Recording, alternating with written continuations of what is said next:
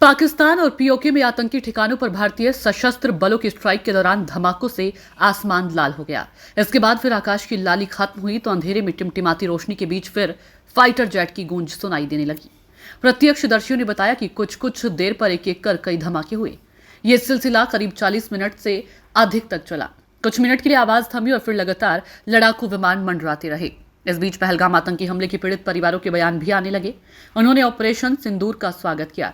उन्होंने प्रधानमंत्री नरेंद्र मोदी और भारतीय सशस्त्र बलों को सलाम किया है। एन रामचंद्रन की बेटी आरती का छल का दर्द। जम्मू कश्मीर के पहलगाम में आतंकवादियों के हमले में मारे गए एन रामचंद्रन की बेटी आरती का दर्द बुधवार को भारतीय सेना के ऑपरेशन सिंदूर से कुछ कम हुआ। उनको हुए नुकसान को कोई पूरा नहीं करता, लेकिन अब उन्हें इस बात की तसल्ली है कि गुनहगारों को सख्त सजा मिल गई है। उन्होंने उम्मीद जताई है कि इससे उनके सामने मारे गए लोगों के परिवारों को कुछ राहत मिलेगी। उन्होंने पाकिस्तान और पाक अधिकृत कश्मीर में आतंकी शिविरों पर मिसाइल हमलों के लिए प्रधानमंत्री, भारतीय सेना और सरकार को सलाम किया। हिमांशी नरवाल सहित सभी पीड़ित परिवारों को कुछ सुकून मिला होगा।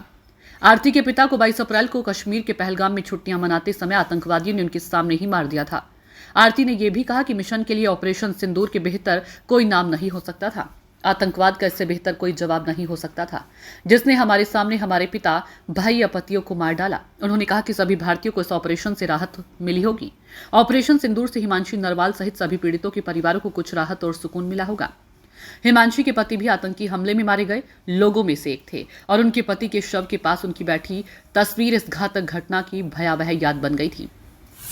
पति और पिता को खोना व्यर्थ नहीं गया। मृतक संतोष जगदाले की बेटी असावरी जगदाले ने इस भयावह आतंकवादी हमले में निर्दोष लोगों की जान जाने का बदला लेने के लिए सरकार और भारतीय सेना के प्रयासों की जमकर सराहना की। असावरी ने कहा कि कई लोगों ने अपने पति और पिता को खो दिया है, लेकिन ये व्यर्थ नहीं गया। भारत ने ऑपरेशन सिंदूर शुरू करके पहलगाम आतंकवादी हमले के पीड़ितों को सच्ची श्रद्धांजलि दी और न्याय दिया है। इसलिए रखा गया ऑपरेशन सिंदूर नाम। जगदाले ने कहा कि हमारे रिश्तेदारों से फोन आए। भारत ने इन हवाई हमलों के जरिए पहलगाम हमले का बदला लिया है।